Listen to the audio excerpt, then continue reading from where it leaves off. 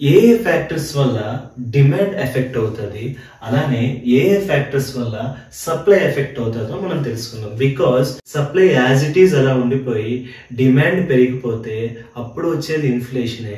అలానే సప్లై తగ్గిపోయి demand as it is గా ఉన్నా అప్పుడు వచ్చేది inflation. Rise in prices is the common thing in both the cases. Okay, so let's see what are the factors affecting the demand. So ఇప్పుడు మనం demand effect అవ్వడానికి కారణమైన first factor income. దానికోసం మనం తెలుసుకుందాం. సో ఇన్కమ్ వల్ల demand factor ఎలా effect అవుతుందో చూద్దాం. సో దీనికోసం ఒక చిన్న ఎగ్జాంపుల్ మీకు చెప్తానండి. ఒక పర్సన్ ఉన్నారు, పర్సన్ కి మంత్లీ శాలరీ 10,000 వస్తుంది. సో 10,000 రావడం వల్ల అతను మార్కెట్కి వెళ్ళి సూపర్ మార్కెట్కి వెళ్ళి ఎవ్రీ మంత్ 1 kg బాదాం పర్చేజ్ చేస్తున్నారు. ఓకే, ఎవ్రీ మంత్ మార్కెట్కి వెళ్ళి 1 kg బాదాం పర్చేజ్ చేస్తున్నారు అండ్ వాళ్ళ ఫ్యామిలీ కన్జ్యూమ్ చేస్తుంది. ఇప్పుడు రెండో కేసులో ఏంటంటే అదే పర్సన్ కి ఫర్ ఎగ్జాంపుల్ శాలరీ పెరిగిపోయింది అనుకోండి, లైక్ 20,000 పెర్ మంత్ అవుతుంది, హైక్ అయింది. సో హైక్ అవడం వల్ల ఇతనికి ఇప్పుడు ఎక్స్ట్రా ఇన్కమ్ ఉంది కాబట్టి ఇతని తాలూకా ఛాన్సెస్ ఎలా ఉంటాయంటే ఈసారి మార్కెట్ కి వెళ్ళి 2 kg ఆఫ్ బాదంని పర్చేజ్ చేశారు. సో 2 kg ఆఫ్ బాదంని పర్చేజ్ చేశారు. సో 10,000 వస్తున్నప్పుడు 1 kg బాదం పర్చేజ్ చేశారు, 20,000 వస్తున్నప్పుడు 2 kg బాదం పర్చేజ్ చేశారు. సో ఇక్కడ ఇతనికి ఇన్కమ్ పెరగడం వల్లే ఇతను కొనే క్వాంటిటీ కూడా పెరిగింది. ఇట్స్ లైక్ ఎంతవరకు ఆ బాదంకి 1 kg డిమాండ్ మాత్రమే ఉంది, సో ఇప్పుడు 2 kg డిమాండ్ వచ్చింది. సో ఇలాగా అందరి శాలరీస్ పెరిగితే, అందరూ ఒక ఇన్కమ్ జనరేషన్ పెరిగితే ఆటోమేటిక్ గా వస్తువుల పైన డిమాండ్ పెరుగుతుంది. అలా డిమాండ్ పెరిగితే ప్రైజెస్ పెరుగుతాయి. So ultimately causes to inflation. Okay, next factor money supply. So for example ఒక పర్సన్ దగ్గర వాలెట్ లో వాడి దగ్గర 2,000 రూపీస్ ఉంది అనుకోండి. సో 2,000 రూపీస్ ఉన్నప్పుడు 1 lakh ఖర్చు పెడతారు, 5,000 రూపీస్ ఉంటే 1 lakh ఖర్చు పెడతారు. జస్ట్ లైక్ డిమాండ్ ని పెంచేస్తూ ఉంటారు. సో ముందు కేసులో ఏంటంటే జాగ్రత్తగా ఖర్చు పెట్టి డిమాండ్ లిమిటెడ్ గా ఉంచుతారు. నెక్స్ట్ కేసులో సో లిమిటెడ్ గా కాకుండా డిమాండ్ ని పెంచేస్తారు. వన్స్ డిమాండ్ పెంచేస్తే అందరూ అలాగనే చేస్తే ఆటోమేటిక్ గా ప్రైసెస్ పెరిగిపోతాయి and final leads to inflation. Next public expenditure. ఇది చాలా ఇంపార్టెంట్ అండి. సో పబ్లిక్ ఎక్స్పెండిచర్ ఇవన్నీ ఇంటర్లింక్. ఇఫ్ గవర్నమెంట్ ప్రజల పైన ఎక్కువ ఎక్స్పెన్సెస్ చేస్తే, లైక్ పథకాలు లేకపోతే వెల్ఫేర్ స్కీమ్స్, వీటిపైన గవర్నమెంట్ ఎక్కువ ప్రజల కోసం ఖర్చు పెడితే సో ఆటోమేటిక్ గా ప్రజల దగ్గర చాలా వరకు డబ్బులు మిగిలిపోతాయి. సో ఆటోమేటిక్ గా మనీ సప్లై ఫ్యాక్టర్ ఎఫెక్ట్ అవుతుంది. అలానే గవర్నమెంట్ ఎక్కువ ఖర్చు పెట్టేస్తే ప్రజల కోసం గవర్నమెంట్ దగ్గర ఉన్న ట్రెజర్ తగ్గిపోద్ది. సో అలాగే తగ్గిపోతే గవర్నమెంట్ మళ్ళీ వేరే వాళ్ళ దగ్గర అప్పు తీసుకోవాల్సి వస్తుంది.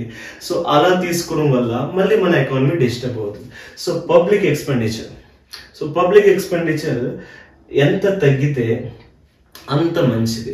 సో ఎక్కువ పెడితే జనాల దగ్గర ఎక్కువ మనీ మిగిలిపోతుంది, ఎక్కువ మనీ మిగిలితే ఎక్కువ డిమాండ్ పెంచేస్తారు. సో వీలైనంత వరకు పబ్లిక్ ఎక్స్పెండిచర్ తగ్గిస్తే సో ఆటోమేటిక్ గా జనాల దగ్గర ఉన్న మనీ సప్లై తగ్గుతుంది, ఆటోమేటిక్ గా డిమాండ్ కూడా తగ్గుతుంది. సో ఇది పబ్లిక్ ఎక్స్పెండిచర్ ఫ్యాక్టర్. నాలుగోది చీప్ మానిటరీ పాలసీ.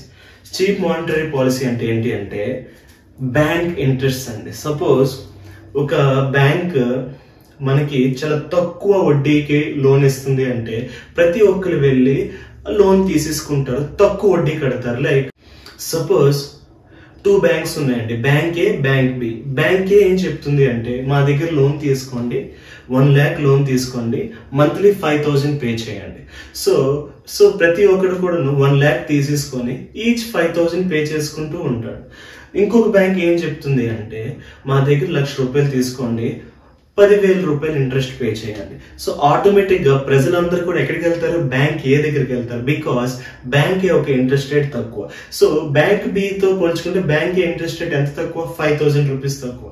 సో ఈ 5,000 రూపీస్ ఏదైతే ప్రజల దగ్గర మిగులుతుందో సో ఆ దేని వల్ల మిగులుతుంది, because of cheap monetary policy. వీరి ఇంట్రెస్ట్ రేట్ తగ్గించడం వల్ల వాళ్ళ దగ్గర ఒక 5,000 ఎక్స్ట్రా ఇన్కమ్ ఉంటుంది. ఈ 5,000 సర్ప్లస్ వల్ల వీళ్ళు మళ్ళీ సూపర్ మార్కెట్ కి వెళ్ళి ఏదో ఒక డిమాండ్ పెంచేస్తారు. డిమాండ్ రైజ్ అయితే ఆటోమేటిక్ గా ప్రైజెస్ పెరిగిపోతాయి. So this is what one of the factor, cheap monetary policy. So these are all factors affecting demand అండి. అన్ని కోరిలేటెడ్ గా ఉంటాయి. సో ఒకదానికి ఇంకో దానికి కోరిలేటెడ్ గా ఉంటాయి. బికాజ్ ఇందులో ఏది ఒక్కటి పెరిగినా ఒకటి తగ్గినా డిమాండ్ పైన ఎఫెక్ట్ చాలా వరకు ఉంటుంది. డిమాండ్ మారితే ప్రైజెస్ పైన చేంజెస్ ఉంటాయి, ప్రైజెస్ చేంజెస్ ఉంటే ఇన్ఫ్లేషన్ వస్తుంది. So this is what call factors affecting demand. ఇప్పుడు మనం ఫ్యాక్టర్స్ ఎఫెక్టింగ్ ఆఫ్ సప్లై తెలుసుకున్నాం. ఫ్యాక్టర్స్ ఎఫెక్టింగ్ ఆఫ్ సప్లైలో first factor shortage of production. So production shortage అయిపోతుంది. ఫర్ ఎగ్జాంపుల్ ఒక ఫ్యాక్టరీ ఉంది, ఆ ఫ్యాక్టరీ పెర్ ఇయర్ వాళ్ళు 1 lakh యూనిట్స్ రిలీజ్ చేస్తున్నారు. 1 lakh యూనిట్స్ రిలీజ్ చేస్తున్నారు, బాగానే ఉంది. సో కొంత వాళ్ళ ఇంటర్నల్ ప్రాబ్లం వల్ల నెక్స్ట్ ఇయర్ కి వాళ్ళు ఓన్లీ 50,000 యూనిట్స్ మాత్రమే ప్రొడక్షన్ చేశారు. సో 50,000 యూనిట్స్ ప్రొడక్షన్ అవ్వడం వల్ల అంతవరకు మార్కెట్ లో 1 lakh సప్లైకి డిమాండ్ ఉంది. ఇప్పుడు 50,000 సప్లై అయిపోవడం వల్ల ఆటోమేటిక్ గా ఇంకా డిమాండ్ పెరిగిపోతుంది. ఎందుకంటే ముందు ఈక్వల్ గా ఉంది, ఇప్పుడు ఇంకా సప్లై తగ్గిపోవడం వల్ల సో మార్కెట్ లో దాని యొక్క డిమాండ్ పెరిగిపోతుంది.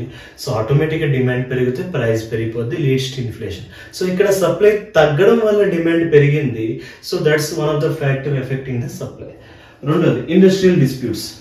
లైక్ ఏదో ఒక ఇండస్ట్రీలో స్ట్రైక్స్ అవుతున్నాయి, సో యూనియన్ గొడవలు ఇవి అవుతున్నాయి, వాళ్ళు ఇండస్ట్రీని రన్ చేయకుండా ఆపుతున్నారు. లైక్ 1 week కాల్ ఆఫ్ అయ్యింది, సో ఎవరు పని చేయట్లేదు, ఇండస్ట్రీలో ఏ అవుట్పుట్ రావట్లేదు. Same example, 1 week like 4 weeks పని చేస్తే వాళ్ళకి 1,00,000 యూనిట్స్ రిలీజ్ అవుతాయి. ఇప్పుడు 1 week వీళ్ళు కాల్ ఆఫ్ పలిగారు కాబట్టి కేవలం 3 వారాలు ఒక యూనిట్స్ రిలీజ్ అవుతాయి, 75,000 యూనిట్స్ రిలీజ్ అవుతాయి. ఆటోమేటిక్గా 25,000 యూనిట్స్ తగ్గిపోతున్నాయి. సో ఇలా తగ్గిపోవడం వల్ల సప్లై తగ్గింది, డిమాండ్ పెరిగిపోతుంది, final leads to inflation. So next factor natural calamities. So natural calamities ఏం చెప్తుంది అంటే, దీనికి వచ్చిన ఎగ్జాంపుల్ తో మీకు చెప్తానండి. Natural calamities like earth quake, cyclone, floods ఇలాంటివి. సో ఏదైనా సైక్లోన్స్ వచ్చినా, ఎర్త్ క్వేక్స్ వచ్చినా, ఏవి వచ్చినా కూడా 1 week 10 days వరకు అన్ని షట్ డౌన్ లో ఉంచారు అనుకోండి, ఆటోమేటిక్ గా ప్రొడక్షన్ తగ్గిపోద్ది. ప్రొడక్షన్ తగ్గిపోతే సప్లై తగ్గిపోతుంది, సప్లై తగ్గిపోతే డిమాండ్ పెరిగిపోతుంది, డిమాండ్ పెరగడం వల్ల ప్రైసెస్ పెరిగిపోతాయి, finally leads to same story, inflation. Finally last factor of effecting supply, increase in exports. Exports increase అవడం. ఎక్స్పోర్ట్స్ అంటే ఏంటి? ఎగుమతి. ఇంపోర్ట్స్ అంటే దిగుమతి. సో మనం వేరే కంట్రీస్ నుంచి ఏదైనా కమోడిటీస్ తెచ్చుకుంటే దాన్ని ఇంపోర్ట్ అంటారు. ఇక్కడ నుంచి మనం వేరే కంట్రీకి పంపించి అక్కడ మనం సేల్ చేస్తే దాన్ని ఎక్స్పోర్ట్స్ అంటారు. ఓకే, సో ఇన్ కేస్ ఎగ్జాంపుల్తో మాట్లాడుకుంటే కోకోనట్ ఆయిల్ అనుకోండి. సో కోకోనట్ ఆయిల్ మన కంట్రీకి తగ్గట్టు మనకు ఉంది. ఇప్పుడు ఈ కోకోనట్ ఆయిల్ ప్రొడక్షన్ యూనిట్స్ లో నుంచి వస్తున్న అవుట్పుట్ ఫినిష్డ్ గూడ్స్ ఏవైతే ఉన్నాయో అవి మనం వేరే కంట్రీస్ కి ఎక్స్పోర్ట్ చేసేస్తున్నాం. ఎంత ఎక్కువ చేస్తున్నాం అంటే మనకి షార్టేజ్ వచ్చి అంత చేసేసాం అనుకోండి. సో ఎక్స్పోర్ట్స్ లిమిటెడ్ గా చేయాలి. బాగా ఎక్కువ చేసేస్తే సో ఆటోమేటిక్ గా మన కంట్రీలో ఉన్న సప్లై షార్ట్ అవుతుంది, సప్లై తగ్గని ఆటోమేటిక్ డిమాండ్ పెరుగుతుంది, డిమాండ్ పెరిగితే ప్రైస్ పెరుగుతుంది, final leads to inflation. So shortage of సప్లైకి ఇవి వన్ ఆఫ్ ద ఫ్యాక్టర్స్ అన్నది. Okay, so demand and supply కోసం మీకు అర్థమైంది అనుకుంటాను. సో ఈ రెండు మేజర్ రోల్ ప్లే చేస్తుంది ఇన్ఫ్లేషన్ ని కంట్రోల్ ఆర్ ఇంక్రీజ్ చేయడానికి. ఓకే.